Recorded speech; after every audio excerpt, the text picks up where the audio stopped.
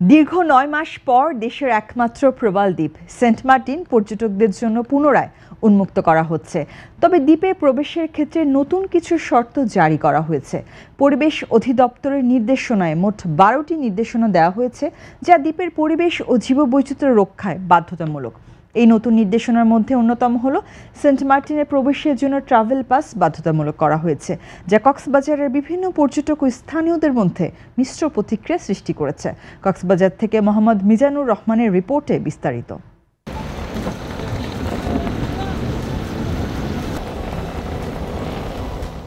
গত ২২ অক্টোবর পরিবেশ, বন ও জলবায়ু পরিবর্তন মন্ত্রণালয়ের পরিবেশ শাখা থেকে সেন্ট মার্টিন দ্বীপের পরিবেশ, প্রতিবেশ ও জীববৈচিত্র্য সংরক্ষণ এবং পরিবেশ বান্ধব পর্যটন নির্দেশিকা ২০২৩-এর আলোকে ১২ দফার নির্দেশনা জারি করা হয়। স্থানীয়দের প্রশ্ন মতে মাত্র ২ ঘন্টার জন্য সেন্ট মার্টিন মানুষ যাবে কেন, যদি রাতে নাই থাকতে পারে? পরিবেশ রক্ষা করা দরকার, শুধু সেন্ট মার্টিন কেন। আবার আরেকটি বিষয় সেটা হচ্ছে, আমি সেন্ট মার্টিন যাব কি কারণে?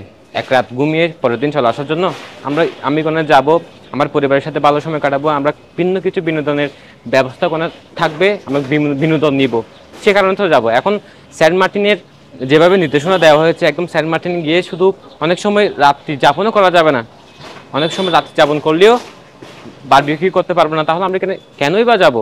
আরেকটি বিষয়টা হচ্ছে, সেন্ট মার্টিনের অধিকাংশ সব মানুষই পর্যটন নির্ভরশীল। তারা এভাবে এত কঠোরভাবে নির্দেশনা দিয়ে তাদের পেটে লাথি মারার কোনো বিষয় না, এটা যৌক্তিক না। তবে সেক্ষেত্রে পরিবেশ রক্ষা করা দরকার। একই সাথে যে সেন্ট মার্টিনে যেসব মানুষ বসবাস করেন পর্যটনের উপর নির্ভরশীল, তাদের পেটের ক্ষুধার দিকেও দেখা দরকার, কেননা তারা পর্যটনের সাথে জড়িত। তারা এখানে সময় কাটাবে, তারা রাত্রি যাপন করবে, এরপরে তাদের নিজের গন্তব্যস্থলে ফিরে যাবে। সেন্ট মার্টিনে পর্যটকরা যাবে কি কারণে? একটু বিনোদনের জন্য, একটু সুন্দর সময় কাটানোর জন্য। এবং সে জায়গায় যদি চিল করার কোনো ব্যাপার স্যাপার না থাকে, হ্যাঁ, পরিবেশ অধিদপ্তরের যে নির্দেশনাগুলো সেটি অবশ্যই আমরা সাদরে গ্রহণ করছি, কিন্তু এটা অনেক বেশি একটু কঠোর হয়ে গেল কিনা সেটাও একটু ভেবে দেখা উচিত বলে আমি মনে করছি। সেন্ট মার্টিন দ্বীপে পর্যটক যাওয়া আসা এবং হচ্ছে যে সেখানে রাত্রি যাপনের যে 12টি বিধিনিষেধ সরকার কর্তৃক দিয়েছে, সেটাকে আমি অবশ্যই সাধুবাদ জানাই।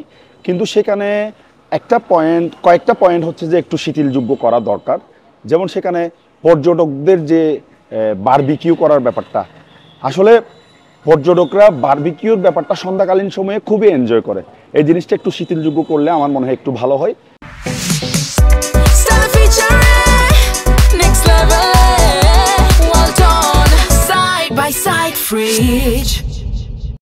সেন্ট মার্টিনের পরিবেশ রক্ষায় নির্দেশনাগুলো ঠিক থাকলেও কিছু ক্ষেত্রে পর্যটকদের সুবিধার্থে কয়েকটি নির্দেশনা শিথিল করা যেত বলেও মত স্থানীয় ও ব্যবসায়ীদের।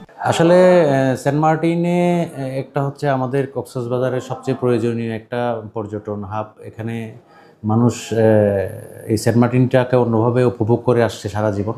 কিন্তু এখন যদি কোনো এই ধরনের যদি নীতি বা এই ধরনের কিছু যদি নিয়ম দেওয়া হয়, সেক্ষেত্রে কিন্তু কক্সবাজারের পর্যটনের জন্য খুবই ক্ষতিকর একটা প্রভাব পড়বে। মানুষ এখানে সেন্ট মার্টিন সহ কক্সবাজার ঘুরতে 2-3-4 দিনের প্রোগ্রাম নিয়ে আসে। এখানে যদি রাত্রি যাপন না করা যায়, তাহলে মানুষ আসলে যে উদ্দেশ্যে কক্সবাজার আসবে সেই উদ্দেশ্যটা তাদের পূরণ হবে না। সেন্ট মার্টিন এরিয়াটা হচ্ছে একটা পর্যটক এরিয়া।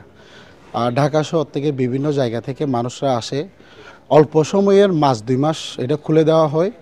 সবাই নিজেদের পরিশ্রম এবং ব্যবসা বাণিজ্য চাকরি ছুটি নেওয়ার পর এখানে আসে তাদের ফ্যামিলিগত কিছু সময় কাটানোর জন্য।